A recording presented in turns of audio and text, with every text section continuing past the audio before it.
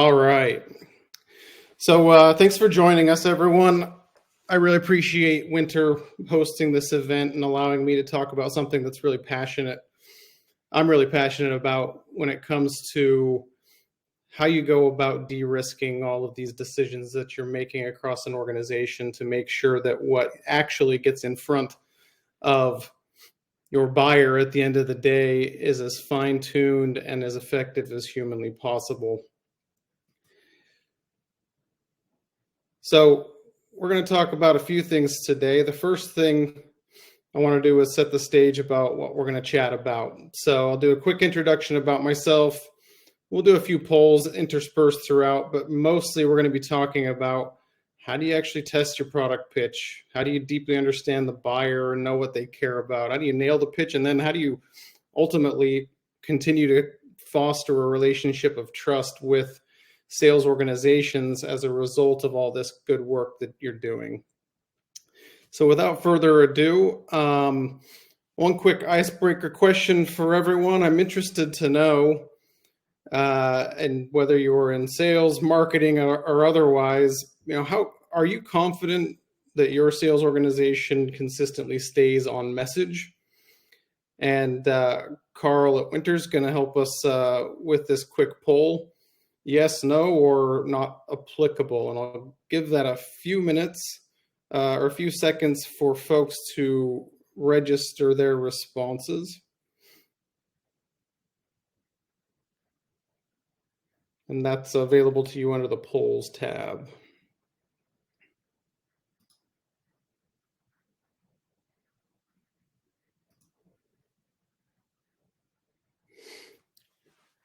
Give it another 30 seconds or so.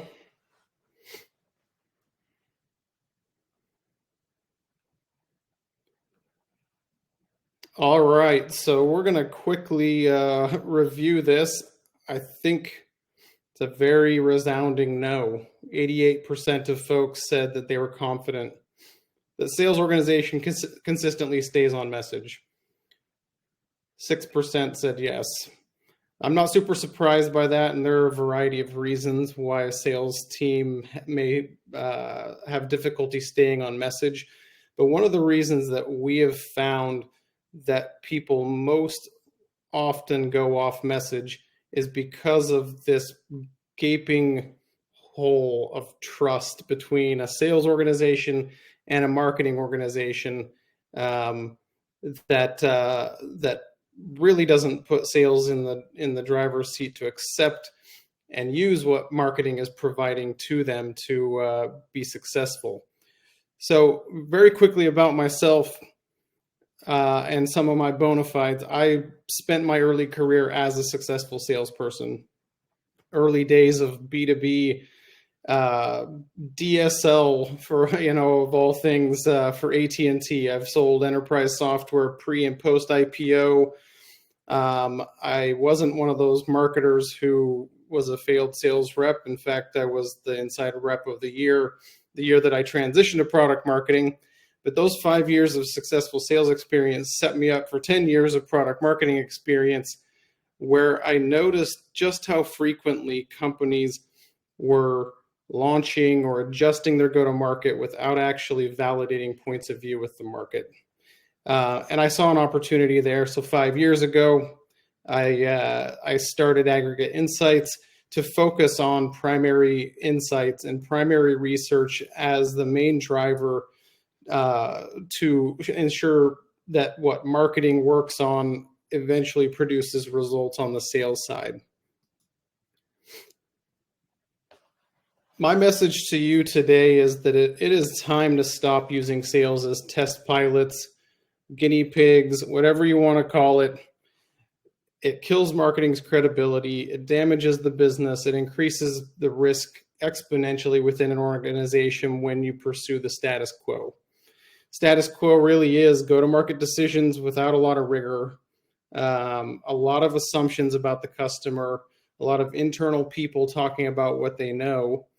And then marketing goes and certifies, quote, sales during a sales kickoff or other event, claiming expertise about the buyer, their needs, only for us to then say, let us know how it goes.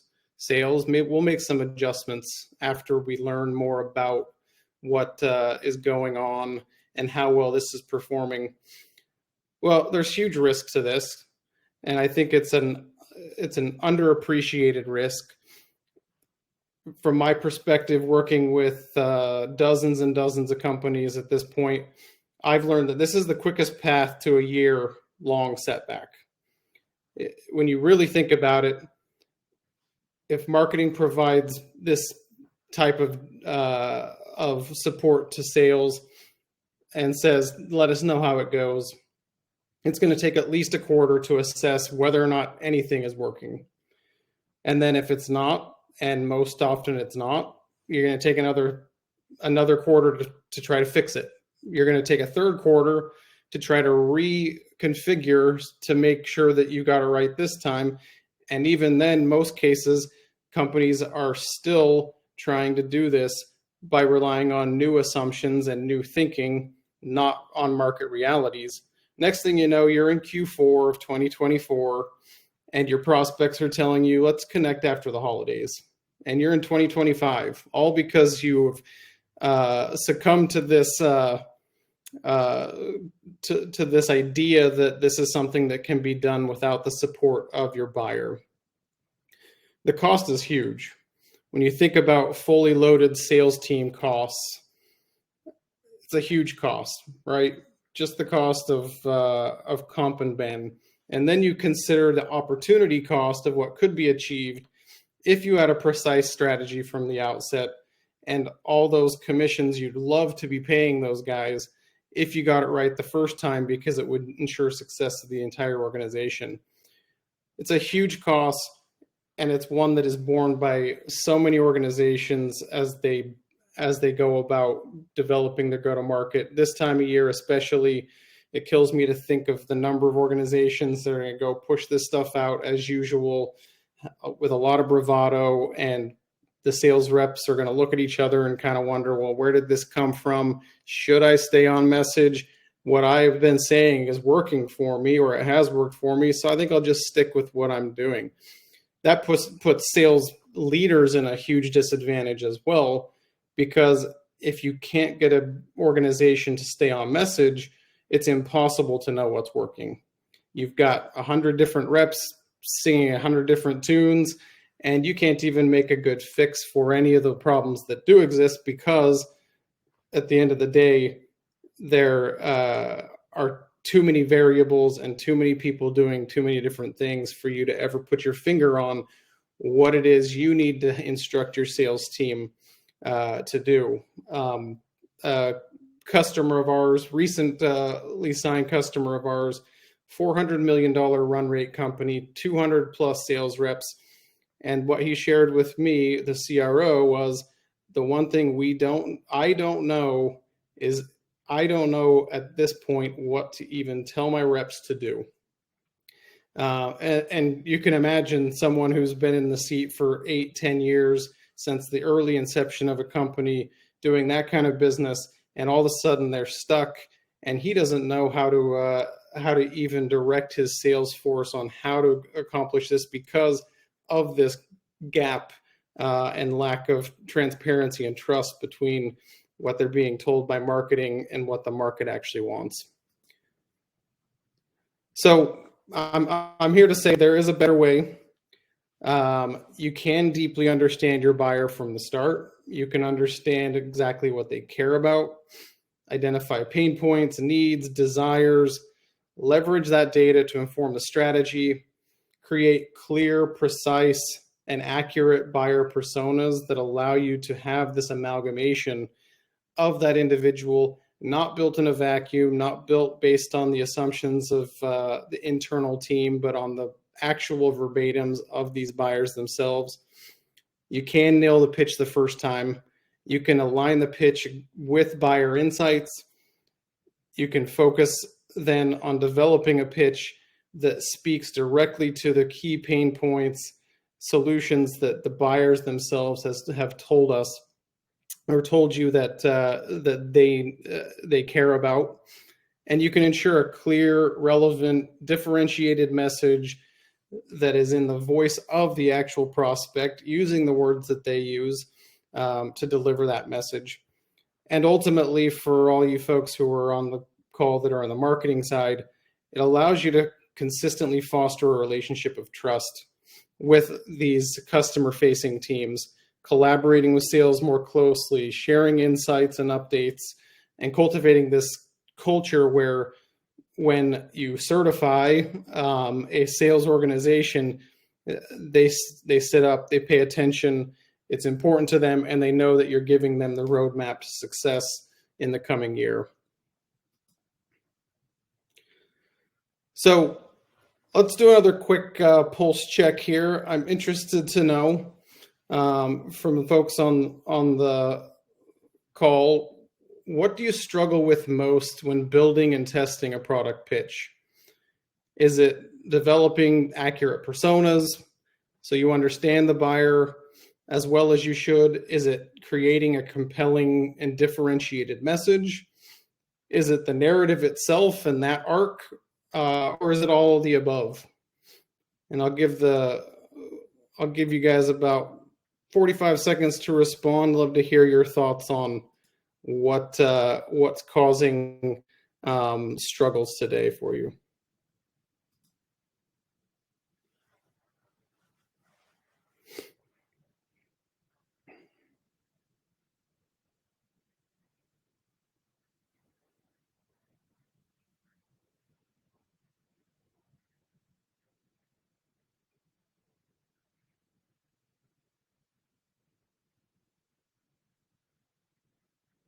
All right, so we're getting some clear signals, I think, here. It seems like a lot of folks are saying across the board there's a struggle that's happening. What's interesting to me is developing the narrative is a little lower down the scale, as well as personas. That's not super surprising to me, especially the narrative. You know, marketers are very good at weaving a good story, or they wouldn't be in the position they are. What we do find for sure is that this compelling message is a difficult thing to nail. Finding true differentiation is another thing that's extremely difficult to find, especially differentiating message that's compelling and actually valuable to your buyer. And we'll talk a little bit more about that as we go here.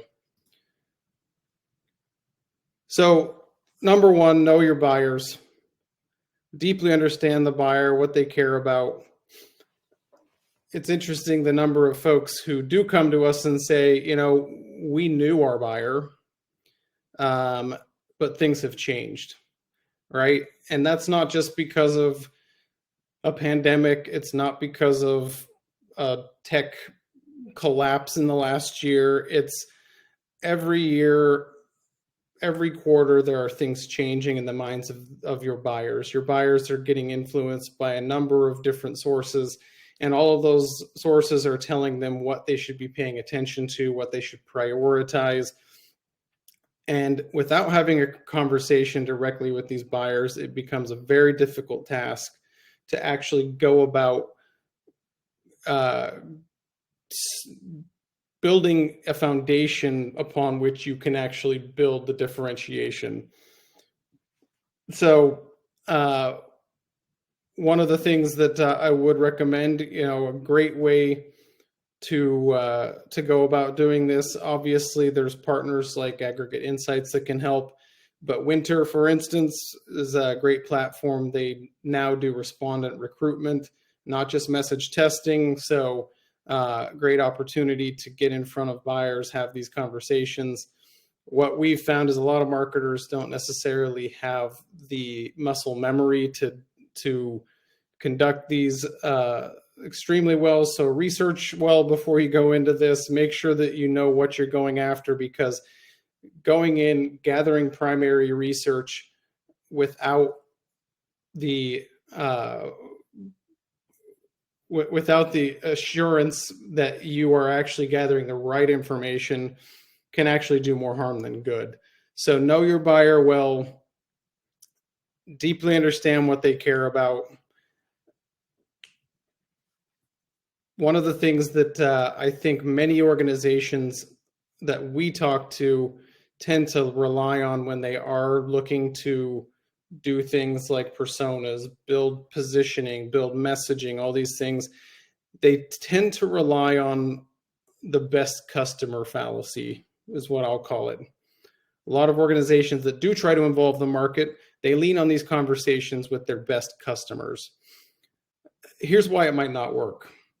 And I would say quite strongly in our experience, it doesn't work for a couple of reasons. The first is any best customer is an outlier by definition. Very few prospects meet that perfect profile of the people that will become your best customers. You have relationships with those folks that run deep. They often made a purchase at a different point in the adoption curve of your market, which is a big fallacy from my perspective. When we go and talk to best customers of folks, oftentimes they bought 3 years ago, 4 years ago, and you find that they are early adopters, that they want to be on the bleeding edge. And you go and ask them, how should we message? How should we differentiate ourselves? And they tell you to go talk about revolution, talk about breaking things, talking about making dents in the universe. And now you're selling to a mainstream buyer. And the last thing they want to do is break things. They have no designs of denting the universe. They need to buy something in your category. They want it to be best in class. They want it to fit the sorts of needs that they have. But it scares the heck out of them when you use the language that these best customers are giving you, because your best customer oftentimes doesn't look like your next customer. So these revolutionary ideas, they are great early stage. They're a way to disrupt and a way to carve a niche within existing markets or create new markets. But they don't, in almost every case in our experience, fit the bill for someone that you want to ask, how should we talk to the people we want to sell to next? So message differentiation, this one crept up pretty high on the list. We spend a large amount of our time in our primary research practice mastering the art of differentiation, and you can too. It's really about a couple of things. It's about aligning that pitch with your buyer insights. So this deep dive on those personas, understanding motivations, challenges, goals, are going to allow you to align that message directly with the way they communicate, the way they speak. Your goal is to have those prospects sit up and say, these people get me. These people understand me. And it's amazing the number of vendors who don't get to that basic level of people saying, they get me, they understand me, they know the challenges that I face. Utilizing insights from these prospect interactions allows you to directly incorporate that feedback and pain points expressed by the prospects to craft a narrative that genuinely speaks to these concerns and their goals. Differentiation from our perspective here at Aggregate Insights, it's a litmus test. It's not just what are we good at. It's not just what are the things we're most proud of, right? There's a litmus test. Is it unique? That doesn't mean that it has to be something that no one is doing, but are you doing it in any unique way? Is it durable? Is it something that someone could come and, in a software context, code out of existence in a quarter or two? Are you creating, in the words of Warren Buffett, a moat to defend? Is it provable? And provable in a way that your buyer will accept the proof that you have to show that you are differentiated. And then finally, is it valuable? That is the question that no one internally can answer for you. Your buyer can. So having actual prospects help you stack rank all the hypothesized differentiators that you have for yourselves against themselves, but also against known competitor points of differentiation, is going to give you a map to help you understand not only where your opportunities lie, but where the threats come from, where you need to defend against particular differentiators that a competitor is strong in and you cannot take or cannot neutralize, as well as figuring out ways that you can find areas where there's a huge amount of value.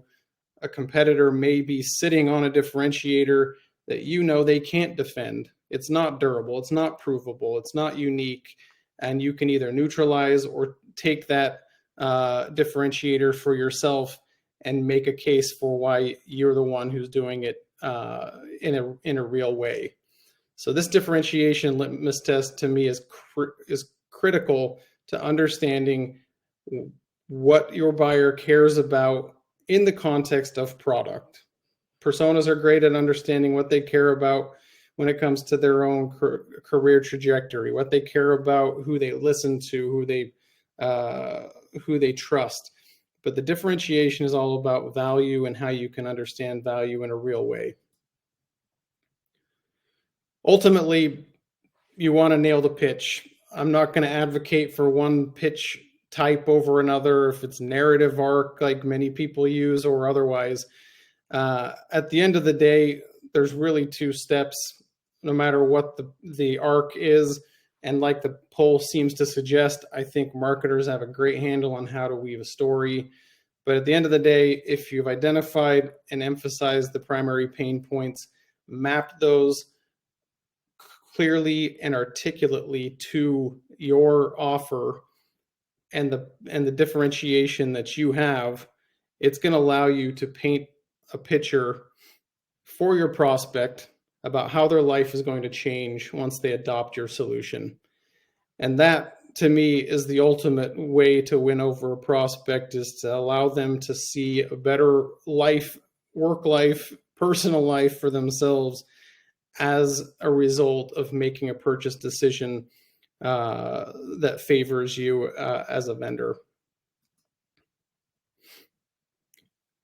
At the end of the day, there's really three more things to focus on here: clarity, consistency, value proposition without ambiguity. There's a lot of ways that you can get flowery in your language. There's a lot of ways that you can rely on big words, buzzwords, corporate speak.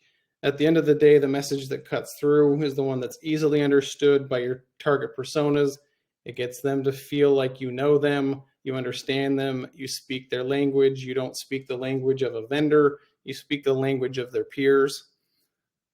Relevance will ensure that you get that engagement with your buyers, that they're going to sit up. You've tailored the pitch to the specific context, and you can connect the product to immediate needs as well as long-term objectives. And then finally, always differentiate from your primary competition. That doesn't mean you're out pitching against the competition, especially early on, if ever, but you can highlight what sets your product apart. You can highlight and set the table for what things are most important to consider when making a purchase like this. Showcase unique features, benefits that directly resonate with those personas, and set yourself up for the best chance of winning every deal. So marketing has the conversations, they understand what the buyer cares about, they've developed the differentiation, they think they've nailed it, and they're almost to the home stretch. Now it's time to actually test the pitch, right? This is the time where you sit back and say, we're not going to go ask sales to go waste a pitch on an important prospect to find out whether or not we've nailed it.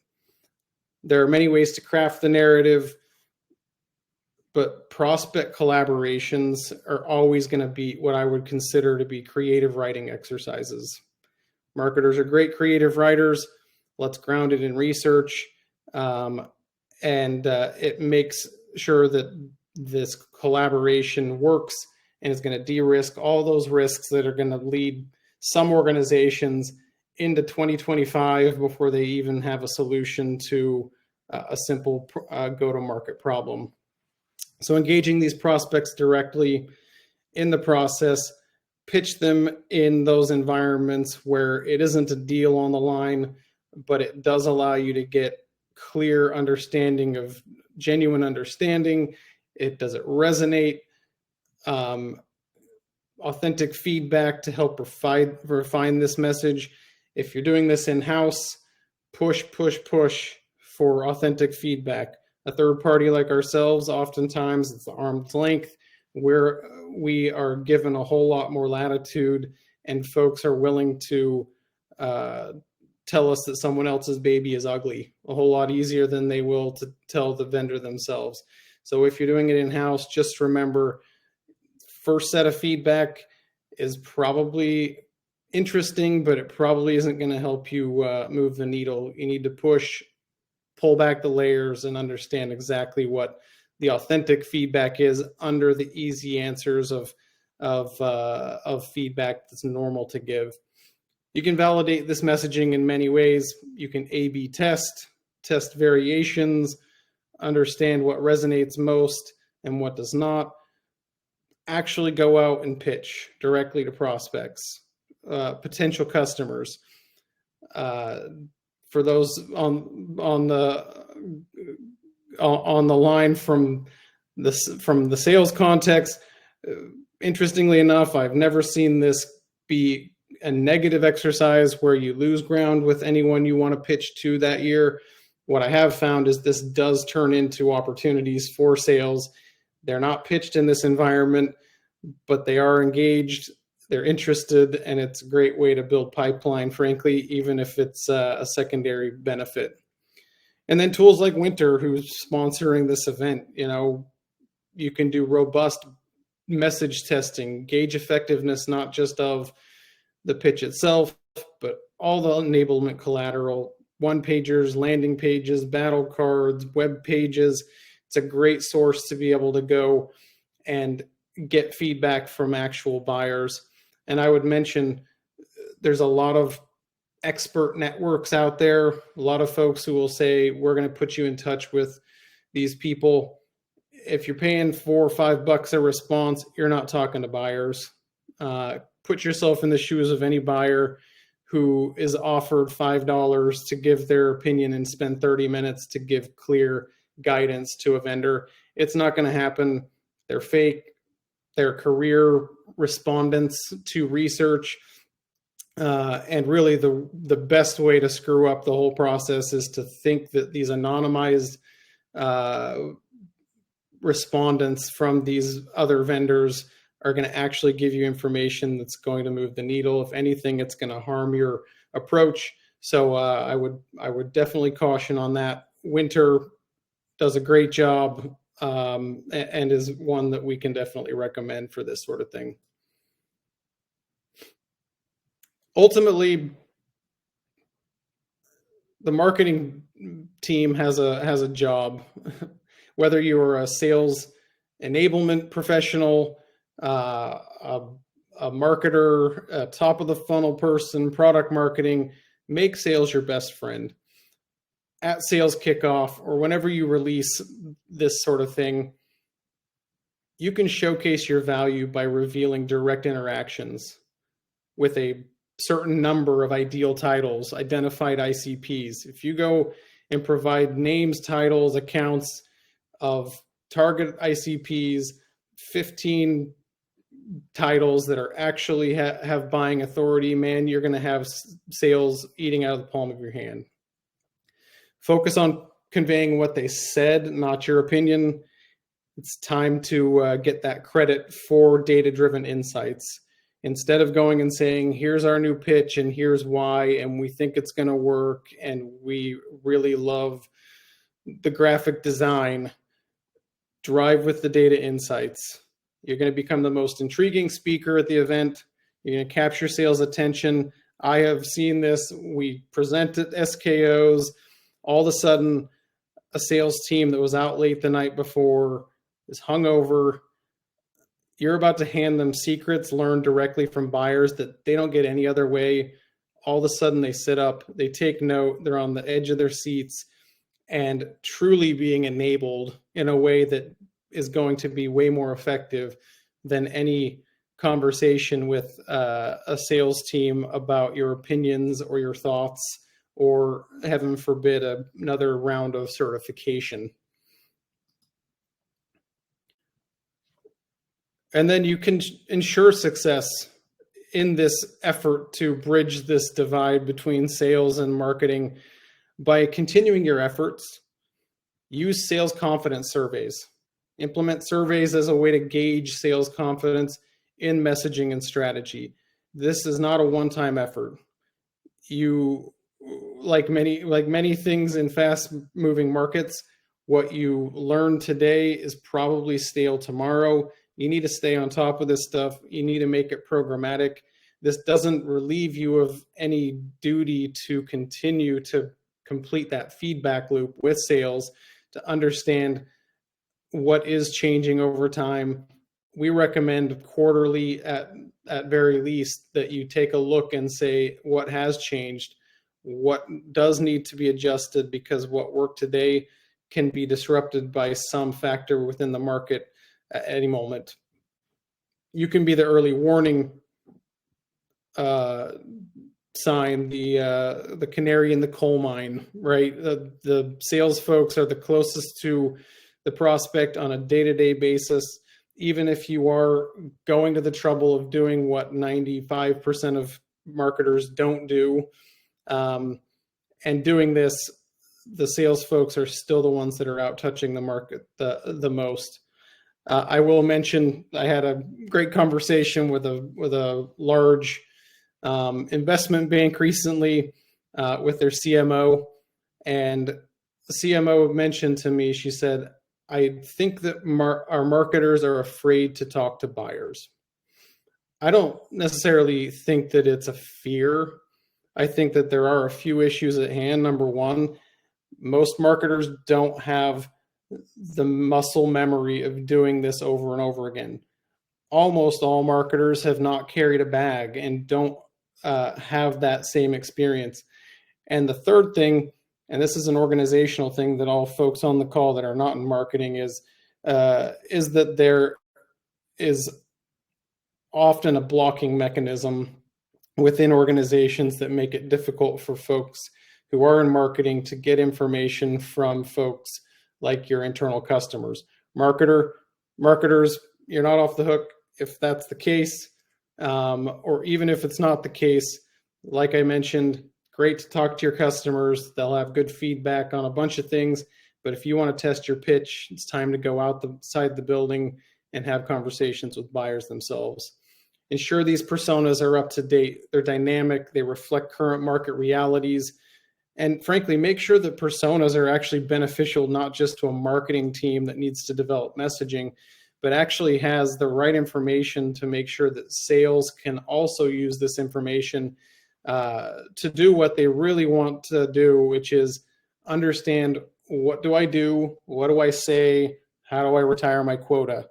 And you can do that in a great way by keeping those up to date. Finally, update that differentiation. This needs to be nimble and responsive. You'll have prospects stack rank what's important to them. You're going to understand what's important to your buyer. You're going to understand what's important to them that you're delivering, what your competition's delivering, but regularly refine this and make sure that your prospect interactions and around the competitive landscape continue and become a programmatic part of your job.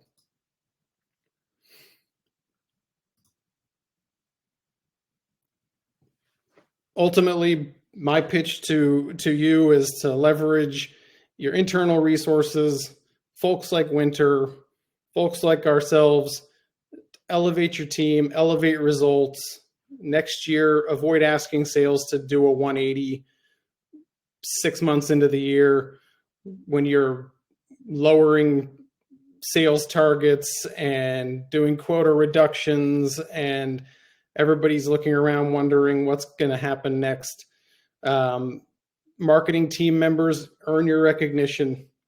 You might even get that coveted President's Club invitation. If you go to this trouble and you become the trusted expert within the organization about what the market cares about, not what does marketing care about. Your sales counterparts are going to see you as a strategic partner for all things go-to-market, not just your pitch. It's going to include everything from competitive intelligence to win-loss to when you need to figure out what you need to help support the product team in building next. So huge advantages to doing this. Do it now. Don't wait. If you might be feeling like you're behind for next year, and you probably are if you've done none of this, take some simple steps. If you've built that pitch, get it in front of buyers, leverage winter to help you get in front of some of the prospects that you want to touch next year. Make that as your starting point, and then think about how you programmatically develop this program that frankly is just so unique within organizations. It's shocking to me that this is a new concept, but it is. Many organizations don't do it, and if you do, you're going to have a huge strategic advantage in 2024. With that, I happy to continue conversation with anyone on the call who's interested. Here's my email, my LinkedIn. Feel free to connect with me. But I think at this point, I want to invite the winner folks back, and we can do a Q&A. Awesome. Thank you so much, Brady. Very insightful. And we have quite a bit of questions. So my first question is, in the organization, who cares the most about it? How weird that there's this Google Slides screen here. What the hell is happening? Anyways, yeah. So who cares about these sales meeting demo improvements? Who should we talk to? Is it the chief revenue officer, head of sales, or is it marketing? Well, it's interesting. I think that from my experience,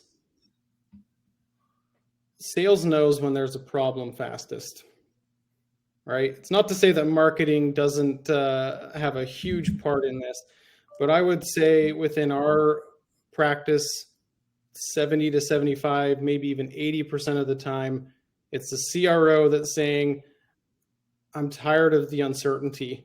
I don't understand. I don't know, and I don't feel like it's in my control whether or not we succeed or not this year.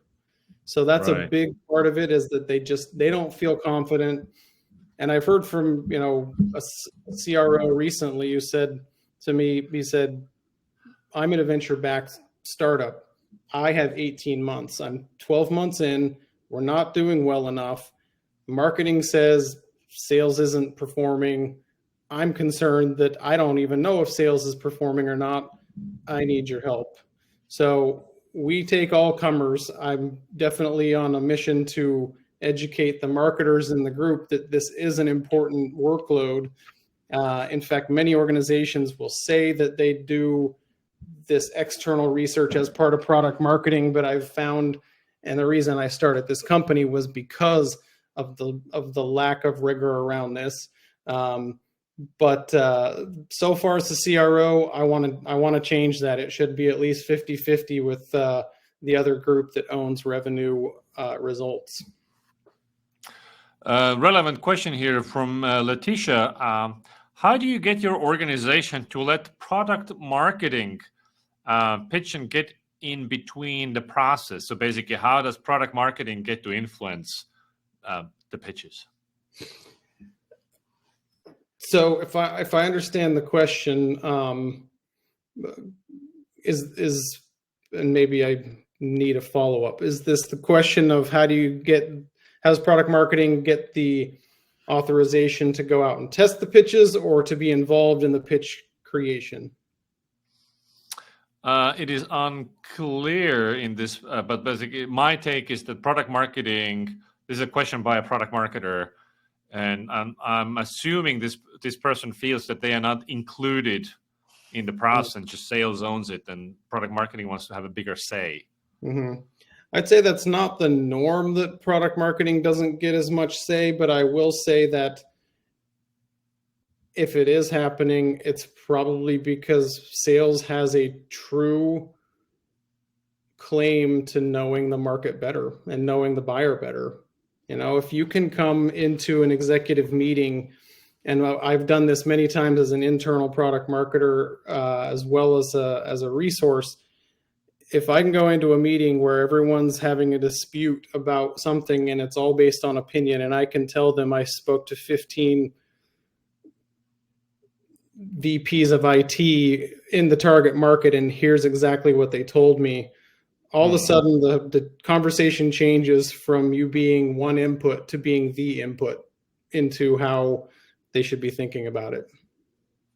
Man, I love that phrasing. Go from being a input to the input.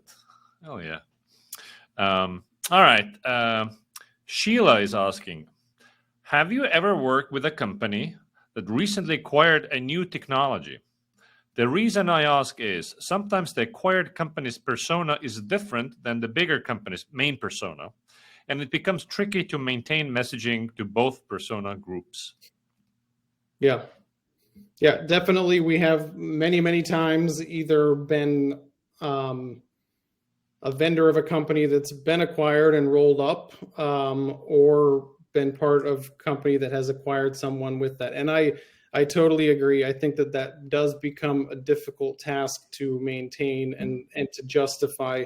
The way that we've been most successful at doing that is looking for similarities first and then broadening to differences. So we just kicked off a big persona project with a couple of companies just this week, and the goal in those is to say, we know that there are different segments, we know that there are a bunch of titles, and they're not all perfectly slotted into you're an IT person or you're a HR person. So in those cases, what we tend to do is we have sort of a master persona that fits the broader category.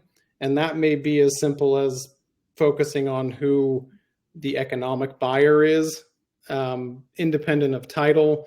You spend a lot of time and you spill a lot of ink sharing exactly what's the same about all of them.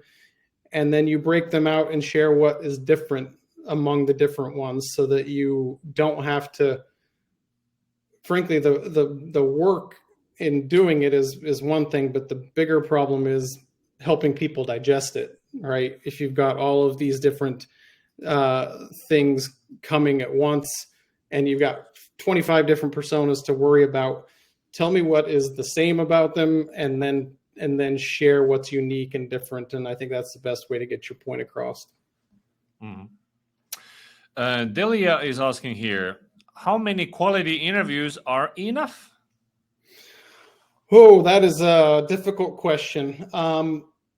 I do think that it can be somewhat industry dependent, but from my perspective, if you're not doing 15 or so, you're going to miss a lot of nuance, because by definition, you're looking for how these buyers are similar.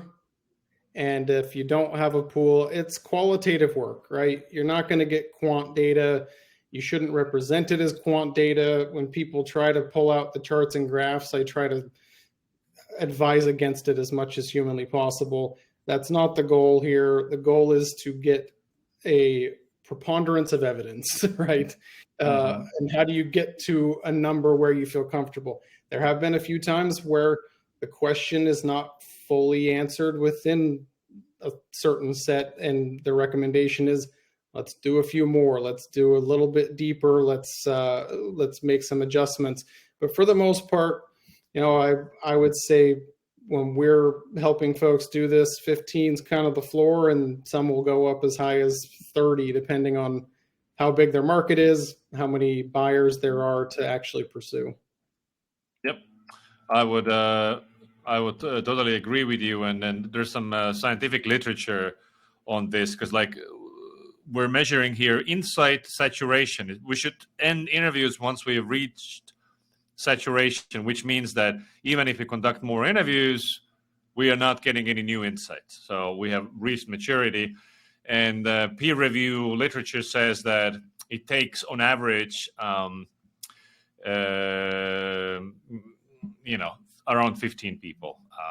Different studies say different numbers, but 15 is about right.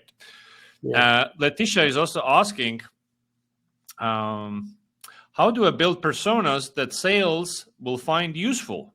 What kind of persona info do they care about the most? So I think the persona information that a sales rep cares the most about is focused on how they want to buy, right? Mm-hmm. At the end of the day, if you can explain to them not what your ideal buyer journey is for them, but what their ideal buyer journey is for themselves, I think that is the key to being able to help a rep map how they behave to that. Also, sharing very clear verbatims. We often share video specifically showing these interviews so that they can start to also latch on to the words and turns of phrase so that they can gain instant credibility with these buyers. That's another one that I think is super important. So while they may not care about how they're getting in the top of the funnel for the same reasons, even them understanding like, who do they trust? Is it Gartner? Is it Forrester? Is it G2? All that stuff allows them to tailor their pitch. And then the holy grail from my perspective is laying out for them exactly how they like to buy and how an organization makes a purchase in reality versus what the organization is going to tell them they do, right? Because we gather that information. It's not what is the, XYZ Corp process for purchasing and when does it go to procurement. The question is like, how do they actually get done, right? And that's what a sales rep needs. So in those interviews, are these the very questions you ask? Like, hey, please tell me what is your ideal buyer journey? Yeah. I don't necessarily couch in terms of buyer journey because most buyers don't think of themselves as right on a journey necessarily. But yeah, how do you like to buy, right? And then the question that always needs to follow is, how does that differ from how you're forced to buy, right? Like, how do you want to be sold to? And then what are the realities of how this actually gets purchased? When does procurement come in? How do we figure out what kind of pound of flesh they need to be able to approve the deal, right? Like, you want to understand not just how does this one person buy, but what are the politics in these complex sales? They'll give you the roadmap if you ask. All right. Next question. Dimitri is asking, how do you test a messaging with government decision makers? Or rather, let's make it more general. How do you test messaging with hard to reach audiences? Right. Government's tricky. The ability to incentivize becomes more difficult. In some cases, we've found success with providing things like an incentive in the form of a donation in their name to their favorite charity.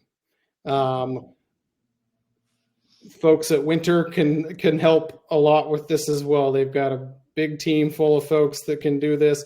We do our own in-house recruiting. Sometimes we'll actually utilize someone like Winter if it's a particularly difficult one for us to target. But it's also, this is where sort of sales and marketing collide, where marketing may say, I want to do this, but then they realize how hard it is and how many touches you need to make to get folks to agree to this stuff. We put them in a email / contact sequence, the same way as if you're pitching to take a first meeting. So our team is that does that upfront stuff are as much sellers as anyone else, even though they're selling that conversation versus selling a product. So that's, I would say, sort of tenacity around it. especially when you have small numbers. We run into this a lot in our work in things like win-loss, where some of our clients may only have 3 losses for every 1 interview they need to get, and we need to be very creative about how we appeal to them. And it's not, in my opinion, one of the better ways to do this is not just appeal to, hey, we can incentivize you. It's an appeal to people's better natures. How can they support a part of their space that they are a buyer in? And how can you help them understand that the work that they can help you do will make sure that next time they're out evaluating options, that somebody will have taken into account what they think personally, not what does the market think generally, but that at least one vendor has actually spoken to them and gathered the information and has the much better chance of actually matching product to job to be done, so to speak, because of that. Mm-hmm. I would also add here, find relevant online groups where these people that you want to recruit are hanging out. Might be a Facebook group, could be a Slack, a newsletter perhaps, where you could advertise that, hey, we are looking to interview X amount of people about, it's a research study, and we'll compensate your time. That language, of course, you have to word carefully because the legal implications there, but that's another way. Or a respondent.io is also like a place where you can go and post, I'm looking for people who look like this and this and this, and see if you get any bites. Yeah, I would say, that's a great point around like affinity groups. For example, in one case, we were trying to recruit for people who had very recently become physician assistants, right? And then all of a sudden you're hitting a block wall, and then you find out that there's a Facebook group with 50,000 PAs, right? That if you don't do the effort to actually find these groups, you can do a whole lot of legwork for nothing when they're really there and ready to help. Mm-hmm. Delia is also asking, so once you have a messaging framework in place, you pitch it to sales, what's the next step? Should you not get proactive feedback from sales once they start using the new messaging? How's that process? So as I understand, sales is testing messaging with real prospects, and how does the feedback loop work? Yeah. So this process by no way circumvents the traditional feedback loop. You still got to have that. I recommend constantly being in front of sellers, and that's from my perspective, and it may be somewhat controversial. I don't think you just talk to your best sellers. I think you talk to your sellers that are on pips. You talk to your sellers who are in a jam, right? Because you never know if someone's territory is particularly good, so they're a rock star. And maybe someone, if you could just make this tweak, you can unlock something for the people who are struggling. So my perspective is you stay in front of sales in every way you can, because you will make adjustments. The goal is that you're not going to wholesale have to throw it out and start over because you've actually consulted with the buyer. But markets are going to change. Every month brings a new challenge. The work is never done on continuing to gather that information. Mm-hmm. All right, and this is it. So Brady, thank you so much for sharing your wisdom. Everybody else, please connect with Brady on LinkedIn, and see you in the future. Awesome. Thank you so much, everyone. Peace. Bye. And if you want to try this, if you want to refine your sales pitches with your ICPs, Winter is here, ready to go. You can log in and schedule interviews in the next 5 minutes. We don't have every single ICP on our platform, but we have a lot. So just log in and see who we have. Doesn't cost you anything to just poke around. All right, guys. Thank you for attending, and see you in the future. Peace. Bye.